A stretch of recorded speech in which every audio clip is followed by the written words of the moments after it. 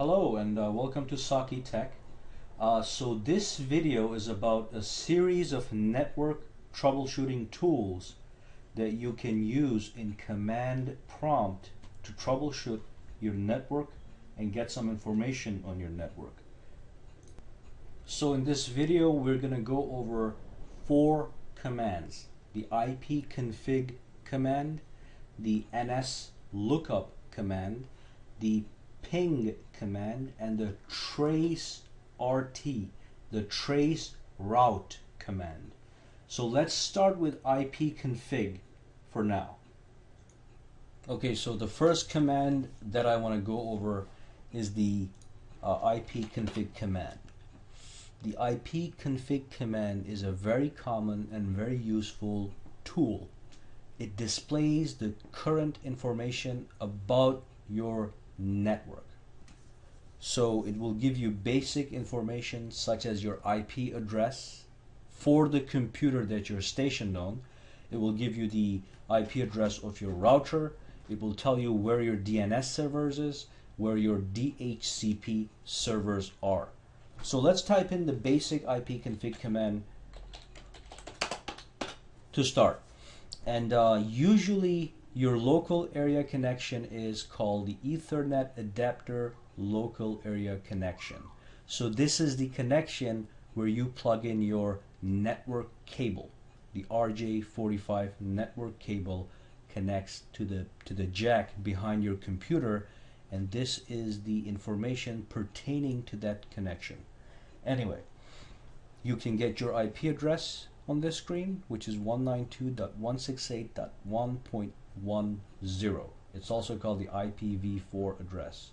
You can get your subnet mask right here, and you can get your default gateway address here.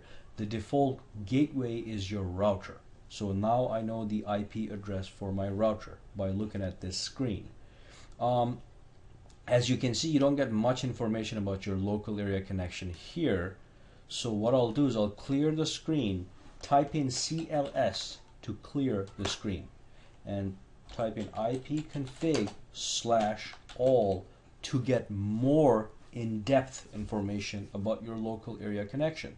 Press enter, and let's go back up to the Ethernet adapter local area connection.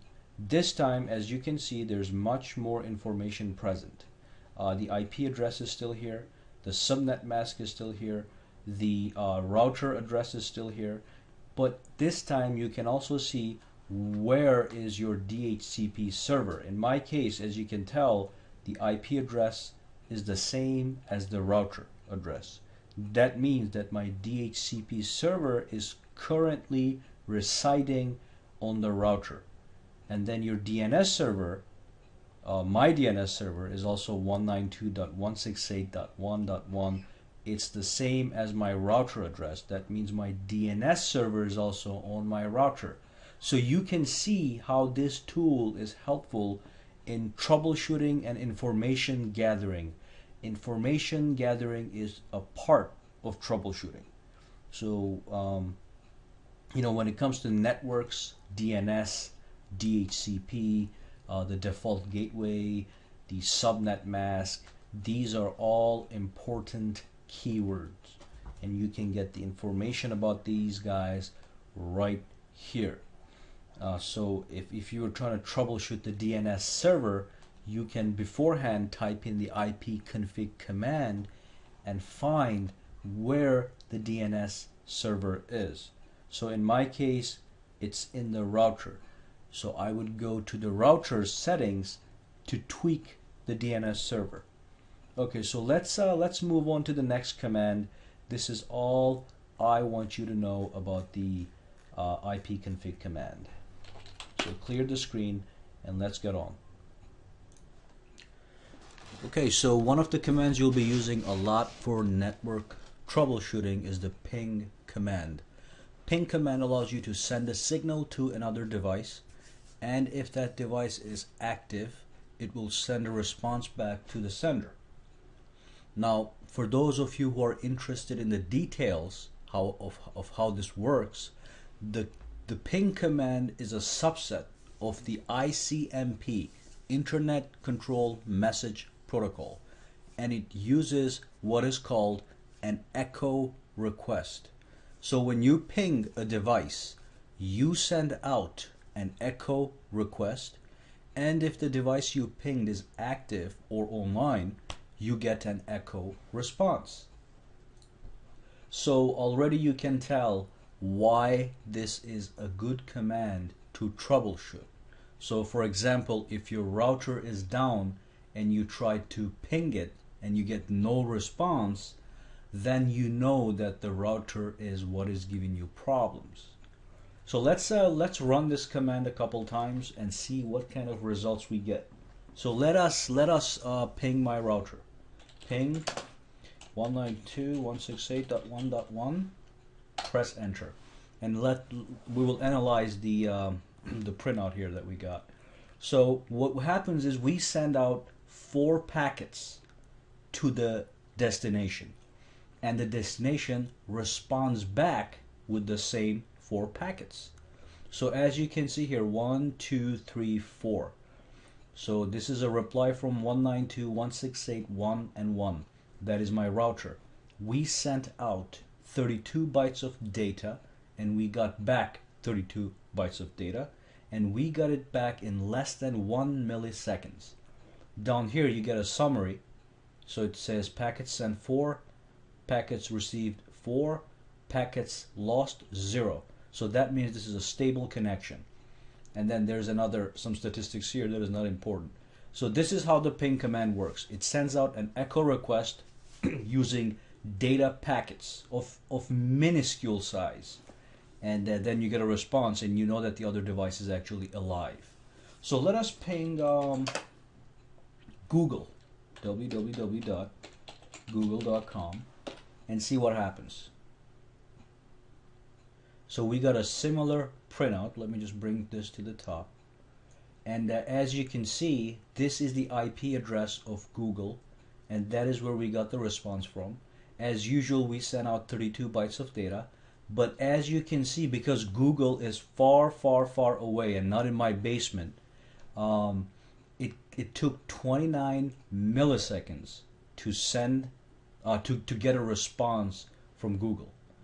And if you look down here again, statistics are packets were sent 4, received 4, lost 0. So the connection was stable. Finally, let's ping a device that doesn't exist. This is going to yield the same kind of results if a device wasn't actually working. So if your router was down and you pinged your router, but you were not going to get a response from it. So let's see, ping 192.168.2.200. Press enter. So we're pinging it right now, and the request was timed out because that device does not exist. As you can see, the ping command is retrying. It's going to retry 4 times. The first packet didn't go through, second packet didn't go through, the third packet and the 4th packet did not go through. And as you can see at the summary, packets sent 4, received 0, and lost 4.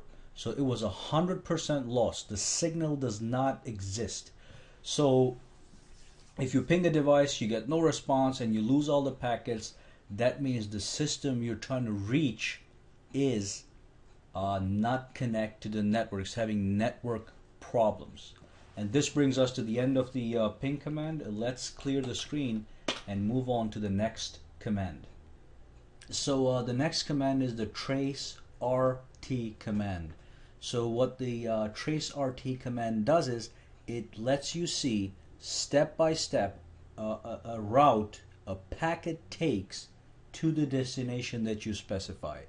So if you send a packet to google.com, before the packet actually reaches google.com, it goes through a couple of routers to reach the destination. So it'll go to your router, then it will go to Verizon or Comcast router, and from there it's going to go to all kinds of different routers before it reaches Google servers. So you can also use the term hops instead of routers. So if it takes 10 routers to get to google.com, you can instead say it took 10 hops. So how do you use this command for troubleshooting? Let's actually run the command and see what kind of results we get. So I'm going to run the TRACERT command, and I'm gonna trace google.com. Okay. So as you can see, we're getting a list of each of the routers that we're hitting as we are closing in on google.com. And up here it will tell you what you're tracing, and it'll give you the IP address for Google. Okay, so the trace is complete. Let's see, we have 1, 2, 3, 4, 5, 6, 7, 8, 9, 10, 11. We went through 11 hops, 11 routers before we actually reached google.com. Now if you look up top here, the first router that we actually hit was my own router. I can tell by the IP address right here, 192.168.1.1, and it's the wireless broadband router.home. The next one, because I have my service through Verizon, was Verizon's router. So it clearly goes step by step through all the hops. And then after 11 hops, we were at google.com. What is the significance of this? Let's say your home network was perfectly fine, but there was a problem with the Verizon routers. You can run the TRACERT command, and if there's any problems here, it will actually tell you what the problem is. It could say things like request timed out, destination unreachable, or it could also say that instead of 16 milliseconds, it could be saying like 5,000 milliseconds, just to give an example. And I don't think you'll ever see that. But so if the request times out, that means the problem lies with one of the routers that has to do with Verizon.